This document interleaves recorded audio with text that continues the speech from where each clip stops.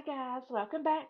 So we're going to be doing another Alex Murdaugh video. As I said in my previous video, it is a lot to unpack. So today we're going to talk about the murders of his wife Maggie and his son Paul.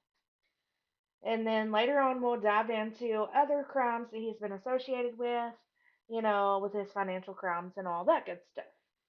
So we'll start with a trigger warning. As always, if true crime triggers you or bothers you in any way, or graphic material bothers you or triggers you in any way, it would be best for you to just skip over this video.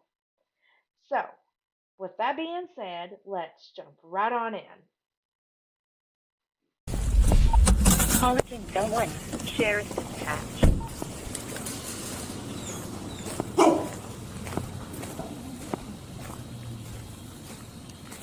Central 717 scene is secured at a Whiskey Fox, Whiskey Mike, both gunshot wounds to the head. Sir, I want to let you know because of the scene, I did go get a gun and bring it down here. It's in your vehicle? Do you have any guns on you at all? No, sir. It's leaning up Okay. against the side of my car. Okay. You're fine, man. You're fine. Turn around.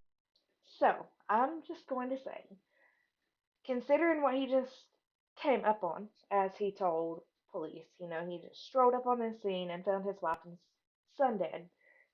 If I were to come up on my child or my husband dead and they had been shot, I'm going to be covered in blood because the first thing I'm going to do is try to help them. I'm going to be covered in blood.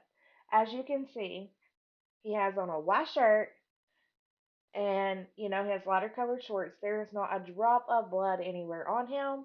That's red flag number one. Around for me? I don't have any. Okay. Yes, sir. I see that. Okay. This is your wife and son? And son. Okay.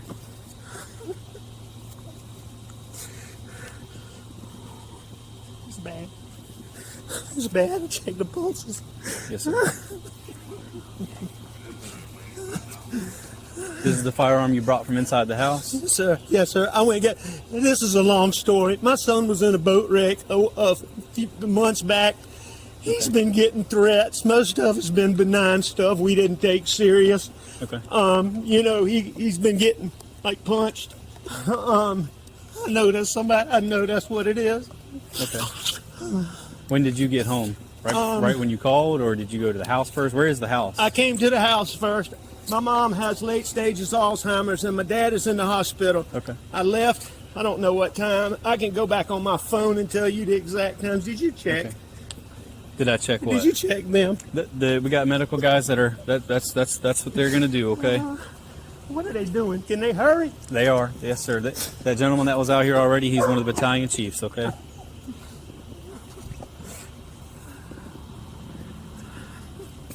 How did you pull up? You from back there? I went to the house and they weren't home, which was odd. I tried to call. Okay. And then I knew they had been down here before I left to go to my mom's.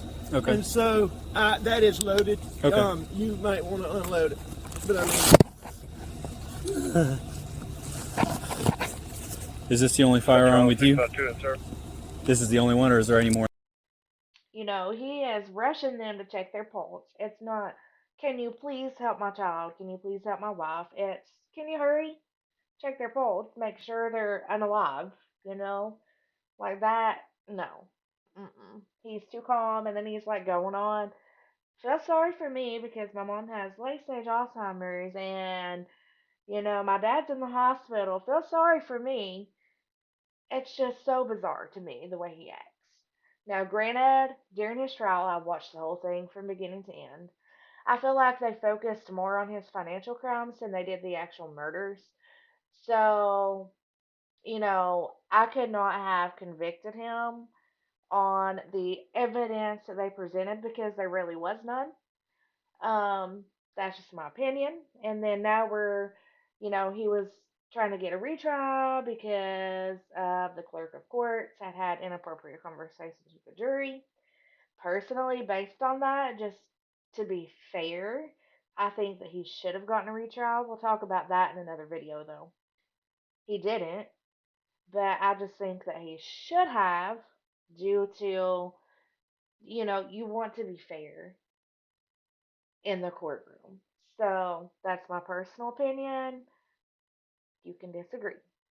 Let's continue. We're in the truck. Copy. I believe that's it. You think that's the only one? Okay. I'm 99% Do you normally certain that's have right. any other firearms in your vehicle? I don't, but Okay. occasionally there's a pistol in there. Okay.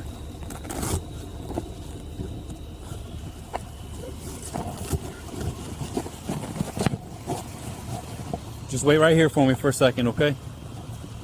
Central House.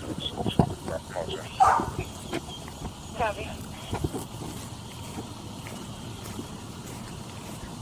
Kill your front lights, I can't see.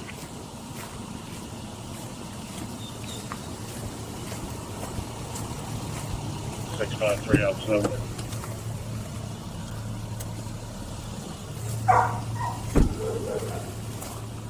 Enjoy it, sir. Yeah, well, I've already spoken with Captain Deal. He's got crime scene. He's contacted them. He's also going to give us the assistance of a couple of field agents. Roger that. No, They're dead, aren't they? They are dead, aren't I they? just turned all those up. Yes, sir. That's what it looks like. Randy. Maggie's all are dead.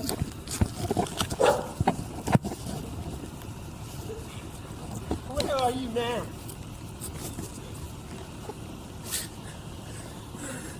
All right. Yeah, the police are here now. The police are here now. Affirmative. That's my brother. Okay. When was the last time you were here with them? Or talked to them or anything like that?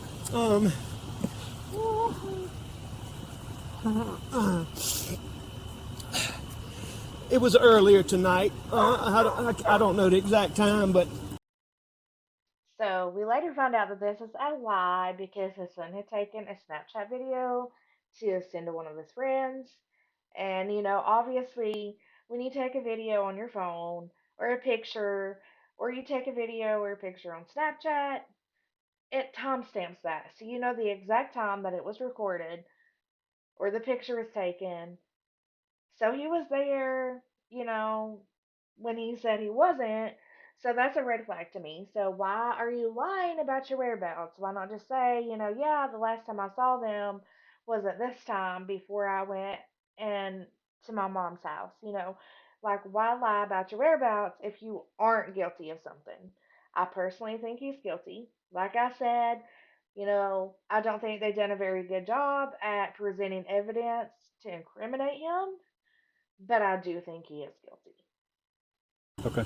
I left. I was probably gone an hour and a half from my mom's, and I saw them about 45 minutes before that. Okay. I rode. This is also a lie. He wasn't there for any amount of time at his mom's house. That also came out in court. He wasn't there for, 45 minutes even. So he just keeps lying and lying and lying and contradicting himself. It's ridiculous. Rode around with Paul for 2 hours this afternoon in the pickup truck. That's your son, Paul? Okay. Somebody going to check him? Yes, sir. They've already checked them. They did check him? Yes, sir. It's official that they're dead? Yes, sir. That's what it looks like. I'm sorry. No. You're fine. I'm very sorry. Ridiculous. Just, the theatrics, he's just, don't understand. Everyone is going to react to something like that differently. I can't say, I would act one way because we don't really know until we're in the moment. But if you look at normal behavior from people that have been in this situation, he is not exhibiting what is of the norm. That being said, let's go ahead and dive into our next video. Once again, if graphic content does trigger you or does bother you in any way, it is a good time to go ahead and exit out of that video. That ended at 8:46. A few minutes later, he was walking to the feed room. He's texting a friend and reads his last text at 8:48:59. Seconds later, the first shot is fired. At 8:49:01, his phone is forever locked and never used again. Blood drips from Paul's left arm as he staggers to the door. The gunman, thinking he had killed Paul with the first shot, goes to get his other weapon, but is shocked when he senses Paul by the door.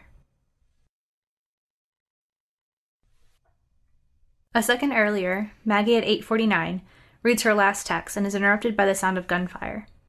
She turns to run back. The gunman grabs his gun and runs towards Maggie. As she approaches, she sees Paul on the ground, but the gunman stops her.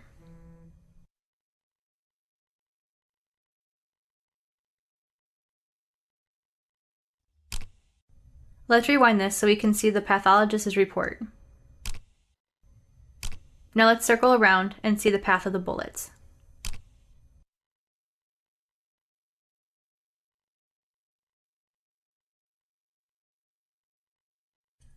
Here we see the two entrant wounds, one here and another here. Circling around to the back, we can see those exit wounds. Now we can see those wounds, one here and the other here. Continuing on to the last illustration, we can see how she was shot in an upward direction, the bullet going through her breast and into the head, as noted in the diagram. So that is just kind of, because it's hard to picture it even in the trial without some kind of something to help you understand how things worked and how the crime scene was set up. So, that does help to give you more of a visual. It's so sad for them because, I'm sure as a mother, like you've realized that something is amiss with your son, that your son has been shot. You're not thinking about your own safety, you're thinking about helping your son. And that breaks me to think that, the last thing she saw when she was alive was her son laying there dead. So remember I had told you about the Snapchat video that Paul had taken. This is going to show that. So let's get into it. Tonight, Alec Murdaugh's alibi potentially destroyed by his son's own video. Get back. Get back. Prosecutors revealing a 58-second cell phone video recorded by Paul Murdaugh directly contradicting Alec Murdaugh's story, placing him at the murder scene minutes before his wife and son were shot to death. In the video, you can see Paul going into a pen on the family's property to check on a friend's dog. In the background, you hear other voices. Hey, he's got a bird in his mouth. Bubba. Hey, Bubba. It's a guinea. This is a chicken. Come here, Bubba. Come here, Cash. Come here, Bubba. Cash. Quit. Murdaugh claimed he didn't go to the family's kennels that night until he found his wife and son's bodies. I was up at the house. I laid down, took a nap on the couch, probably, 25, 30 minutes. In emotional testimony, close family friend Rogan Gibson recalling how he talked to Paul Murdaugh that night about his injured dog. Paul telling him he'd take a video. Did you hear any other voices when you were on the phone with Paul about 8:40? I did. And what voices did you hear? I heard Miss Maggie, And who else did you hear? and I thought it was Mr. Alec that I heard. Cell phone records show Paul took that video right after that call. Minutes later, he and his mother were dead. Did you ever get that video? I did not. Police later showed Gibson that video from inside the kennel. And what voices did you hear? Paul's, Miss Maggie, Mr. Alec. And how sure are you now? Positive. 100%? That's correct. Prosecutors playing that video for him again in court. Can you point out Alec Murdaugh, the person whose voice you recognize in this video in this courtroom, please? Sitting right there in the gray jacket. But the defense pushing back, painting a portrait of a happy family. And they were loving to each other and to Paul and Buster and their friends, correct? That's correct. And can you think of any circumstance that you can envision, knowing them as you do, where Alec would brutally murder Paul and Maggie? Not that I can think of. And a cell phone expert testified that Alec Murdaugh's call logs leading up to the murders are missing. He said it appeared Murdaugh deleted that data. Watch breaking news on YouTube. So, that video proves, because as we all know, like we were discussing, it is time stamped at the exact time that video was taken, which proves that he was at the kennels, even though he said he was not. So, the evidence has proved him to be a liar. What is the point of lying about your whereabouts if you are not guilty of something? So, as I said, there's a lot to unpack. There's still more with his financial crimes and more that we can dive into deeper surrounding the murders. But for time's sake, I have had to break this up into several different videos. So, with that being said, thank you for watching. Don't forget to like, share, comment. Also, remember to be kind to others, and most importantly, remember to be kind to yourself. You are loved, you are worthy. Have a blessed day. See you next time.